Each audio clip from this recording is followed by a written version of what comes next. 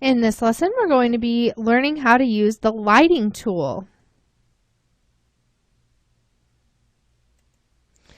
Okay, so this is a relatively simple tool to use, but you may have not used it before, and it can make a huge difference in your workflow. So right now I don't have any lights in this scene, and what I want to do is go ahead and add a few area lights. And I'm going to jump out of my camera view there for a moment and grab that light and start to kind of move it up. So just want to make sure that I can see it there. And I'll go ahead and turn this grid off as well, just so we're not having to look at that. There we go.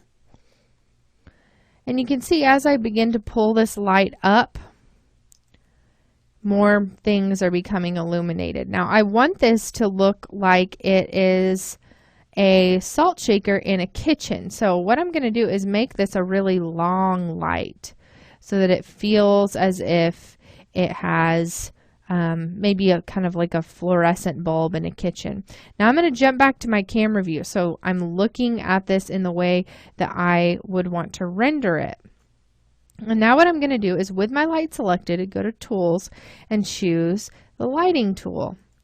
And then I can come over here and begin to choose the mode. So usually for things like this, I'll do maybe one or two for the diffuse placement and one for the specular placement. So let's just start with the diffuse placement.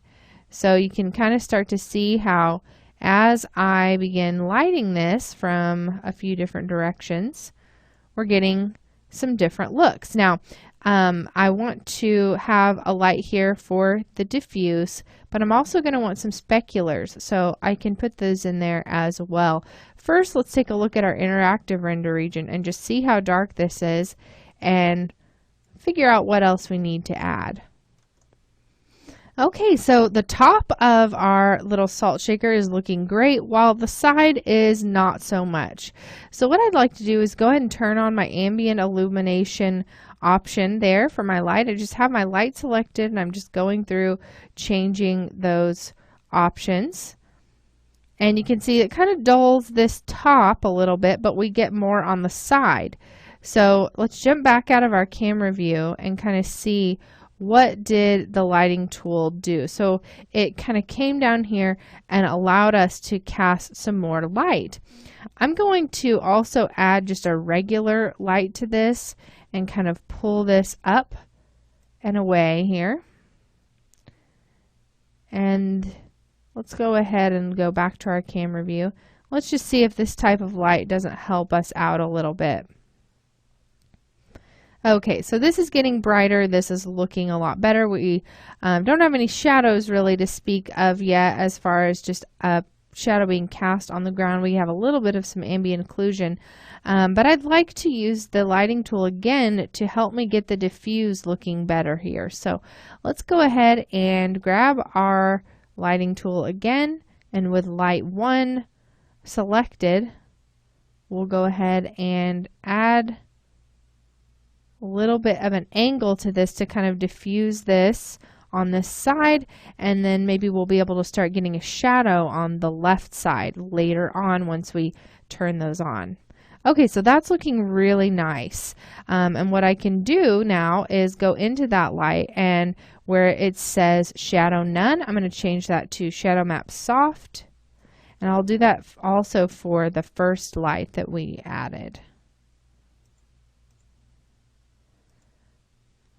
And now that I have gotten my diffuse set up, I'd like to start adding a few lights to get their specular highlights and kind of start editing that as well. So I will add in another area light. We'll jump out of our camera for a second.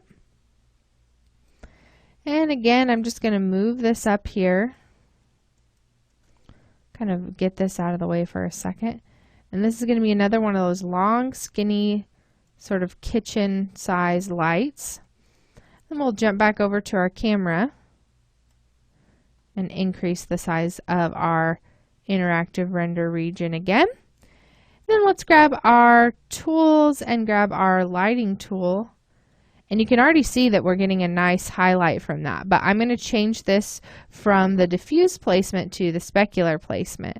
And then we can add a little specular highlight maybe kind of right over here. And let's see how that changes the way that this is oriented and the way that it's looking. Great, so now we're getting a specular highlight from the light we set up for our diffuse, as well as the one that we just moved over here to the side. So we can really start to get some interesting looking highlights from doing things like this. Maybe I want to change it a little bit and kind of make it closer to the other one so it's not creating such a perfect X shape, and you can kind of see how that moved it over and now how those are interacting. Now this looks pretty good, but there's something else we can do to make it look even better, and we're going to talk about that in the next lesson, which will be going into some of the tabs inside of the lights themselves and editing the way that they are showing up in our shot. So stick around and we'll talk about that in our next lesson.